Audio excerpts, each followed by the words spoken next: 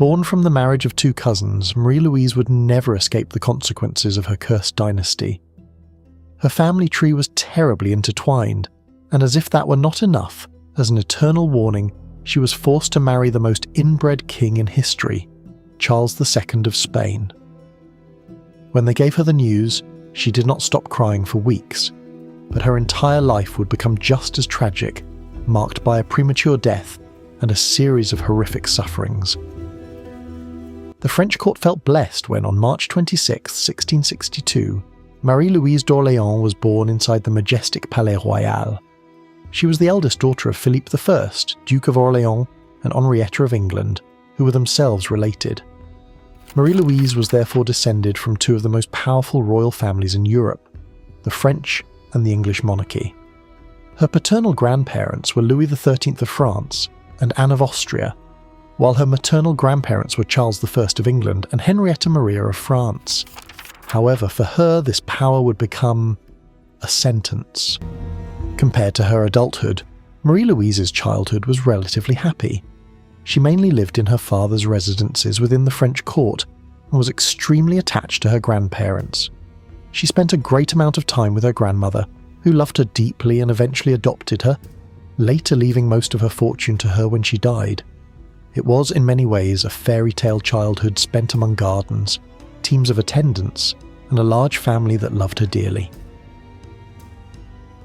As the granddaughter of Louis XIII, Marie Louise earned the title Her Royal Highness and the prestigious status of Petite Fille de France. But the tragedies started very early. She lost her mother when she was only 8 years old. In 1670, Henrietta of England was suddenly struck by an unknown illness, dying violently and unexpectedly. Some would even say, mysteriously. She drank a particular herbal beverage, and almost immediately after consuming it, she became violently ill and died right after. Modern historians now believe that her death was most likely caused by a perforated ulcer rather than poison. Nevertheless, rumours of poisoning spread rapidly through palace walls after Henrietta's death, and those suspicions would linger for years, eventually haunting Marie Louise herself. Another tragedy followed shortly afterward.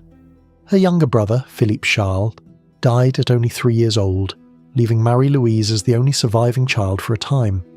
Considering everything that had happened, Marie Louise quickly became her father's favourite, even after the birth of her late younger sister, Anne-Marie d'Orléans. Historical sources make it very clear how deeply Philippe I adored Marie Louise. He never hid, either privately or publicly, that she was his favourite child. Sadly, she would not be able to benefit from her father's affection, love and protection for very long. The peaceful years of Marie Louise's life were coming to an end, and her adulthood would be far from fairy tale-like. Yet, before tragedy and political duty fully took hold of her future, fate would still grant her one final source of comfort and affection. After the death of her mother, her father remarried a woman who became one of Marie Louise's greatest allies. The two grew incredibly close and developed a truly unbreakable bond. This would be the last positive thing to happen to Marie Louise for a very long time. Her stepmother, Elizabeth Charlotte of the Palatinate, better known as Liselotte, welcomed both Marie Louise and her sister with warmth and affection. This relationship became deeply important for Marie Louise because she had already lost so many important figures in her life. Liselotte guided her, advised her, and most importantly continued corresponding with her during all the hardships she would later face in Spain. Hardships that were about to begin. In July 1679, the 17-year-old Marie Louise was called to meet both the king and her father, the Duc d'Orléans. She probably anticipated hearing about an upcoming marriage. However, her destiny was not to be Queen of France. She was about to become Queen of Spain. Marie Louise's uncle, Louis XIV of France, signed a treaty with Spain. At the time, treaties between nations were often strengthened through marriage alliances, which acted almost like guarantees of peace and loyalty. Marie Louise became that guarantee.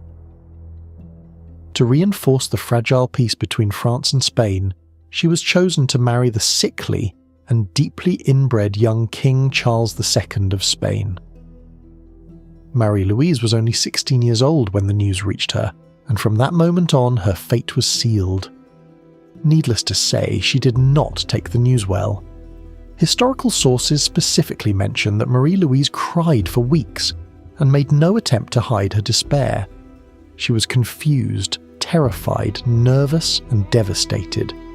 But perhaps the most tragic part of all was that she was already in love with someone else. Marie Louise had feelings for another man, someone she could never marry because her family had already decided her future for her. Some historians believe she was secretly in love with her cousin, Louis, the Grand Dauphin, whom she had grown up beside since childhood. Whether she cried only because she had to marry Charles II of Spain, or because she was being separated from the man she truly loved, we cannot know for certain. But court dynamics in those days did not care about feelings. Personal happiness meant nothing compared to dynastic power, political alliances, and the continuation of royal bloodlines. Her uncle, Louis XIV, cared very little about her heartbreak. Historical sources also reveal that Marie Louise became so desperate that she personally begged her uncle to reconsider the marriage. She tried to convince him not to force her into marrying Charles II of Spain. But not only did Louis XIV refuse, he reportedly answered her cruelly. According to several accounts, he told her that it was shameful for a future Catholic Queen of Spain to throw herself at the feet of the most Christian King of France. In other words, he humiliated her and made it painfully clear that Charles II was her only possible future.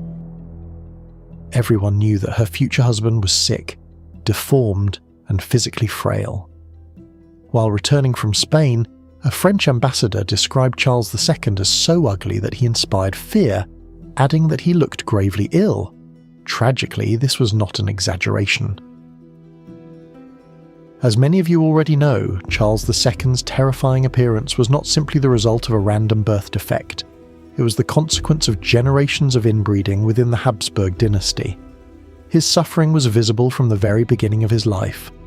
Yes, all these problems did not appear later in life. He was truly born with them. Historical records confirm that he developed rickets during infancy, forcing him to wear special braces on his legs until the age of 5. He also possessed the infamous Habsburg jaw, an abnormally protruding mandible that severely distorted his face. His tongue was unusually oversized, often protruding from his mouth, which caused serious problems with speech, swallowing, and eating. Needless to say, he was not the man of Marie Louise's dreams. In truth, he would not have been anyone's dream husband. He was also considered intellectually delayed compared to other European princes of the 17th century. Despite receiving one of the best educations possible and being surrounded by physicians and tutors, his mind struggled to absorb information normally. It was obvious that both his body and also mind had suffered from generations of consanguinity.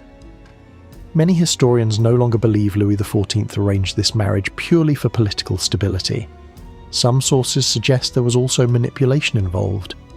Louis XIV himself reportedly described Charles II as weak and damaged by generations of Habsburg inbreeding, leading some historians to believe that France hoped to indirectly control Spain through Marie Louise.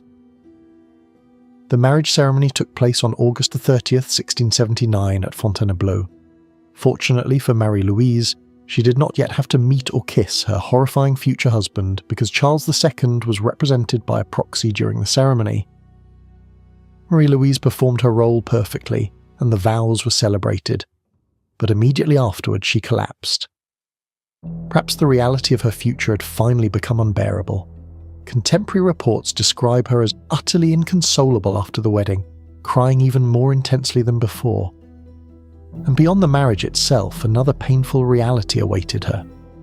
She now had to leave her home, her country, her loved ones, and every familiar part of her life behind in order to travel to Spain, where she would enter a court filled with strangers.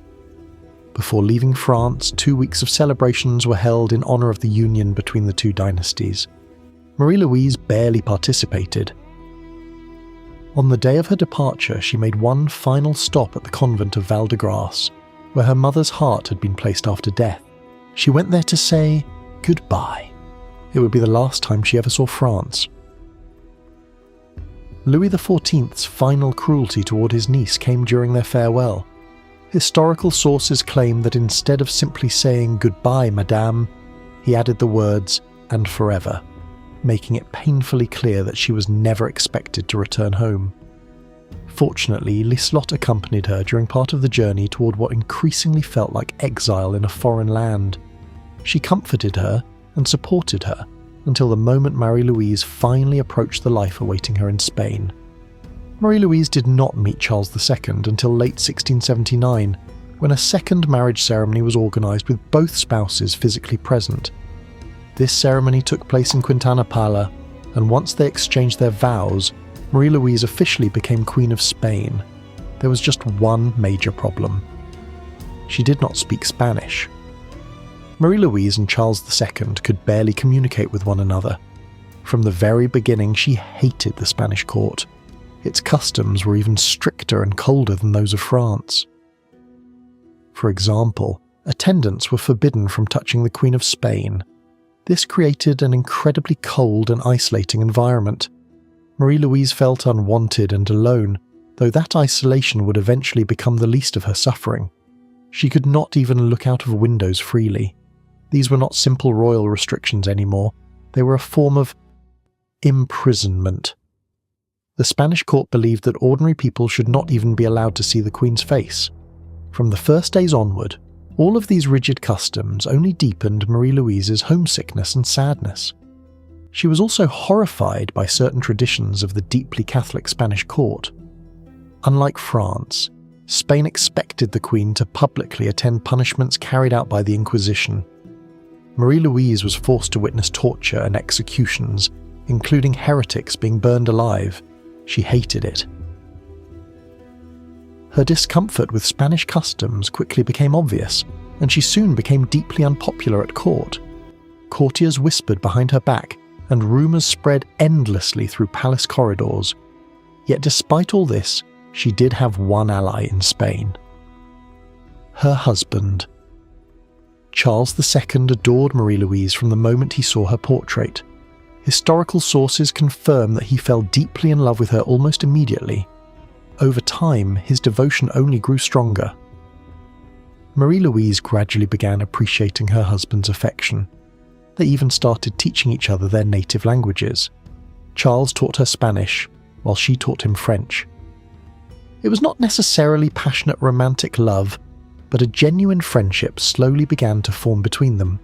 Unfortunately, almost immediately after the marriage, pressure began mounting for Marie Louise to produce an heir. It is difficult to imagine how overwhelming this must have been for such a young girl. Marie Louise was only 17 or 18 years old, while Charles II was 20 and already infamous throughout Europe for his severe physical deformities and frailty. According to several accounts, the marriage was not even consummated immediately. Marie Louise was deeply depressed, while Charles II was physically fragile and likely incapable in many ways. Combined with the immense pressure surrounding the need for an heir, the situation became emotionally devastating. In 10 years of marriage, the couple never produced a child.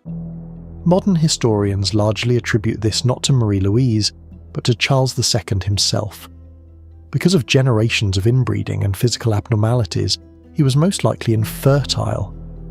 Marie Louise suffered deeply because of this. She desperately wanted children and a family of her own. In one heartbreaking letter to a French ambassador, she confessed that she already knew she would never have children and that she understood the fault was not hers. Sadly, the Spanish court did not share her understanding. No one dared accuse the king or even question his fertility. Instead, Marie Louise absorbed all the blame and humiliation herself.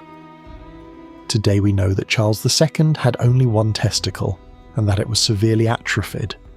Modern science also confirms that generations of close inbreeding often result in massive fertility problems. But at the time, none of this was understood. From that moment onward, Marie Louise's life became increasingly tragic. Her depression grew worse and worse. The rigid court, the constant blame, the homesickness, and the emotional isolation pushed her toward unhealthy coping mechanisms. She found comfort in sweets. Her favourite indulgences were sugary lemon and ginger drinks that required enormous amounts of sugar to prepare. The quantities were excessive, and over time her health began declining rapidly. In many ways, Marie Louise began consuming her emotions. She tried to bury her sadness, rage, disappointment and loneliness through compulsive eating and sugar binges. Then came the final tragedy. On February 11th, 1689, Marie Louise was horseback riding when she suddenly fell violently from her horse and collapsed onto the ground. She told those helping her that she felt an intense stabbing pain in her abdomen. By evening, her condition became catastrophic. She suffered violent convulsions, foaming at the mouth, and repeated attacks of vomiting. No one at court understood what was happening to her, though perhaps they already sensed the terrible ending approaching. Unable to help her, court physicians eventually summoned a priest, believing spiritual intervention was now her only hope. Marie Louise received her last rites and made one final confession. What she said shocked everyone. Historical accounts claim that with her final breaths she confessed that many women might share King Charles II's bed, but none would ever love him the way she had. Considering how their marriage had begun, and the suffering she initially endured, this confession reveals something extraordinary. Over time, Marie Louise had truly grown attached to her husband. A deep bond had formed between them. On the night of February 12th, 1689, only one day after collapsing from her horse, Marie Louise died inside the Alcazar of Madrid at just 26 years old. She left behind a devastated husband and a palace filled with rumours.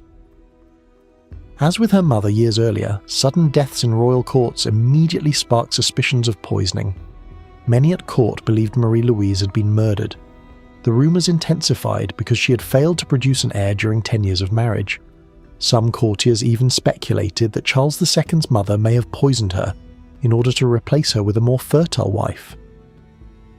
These accusations revealed just how deeply biased and ignorant court culture could be.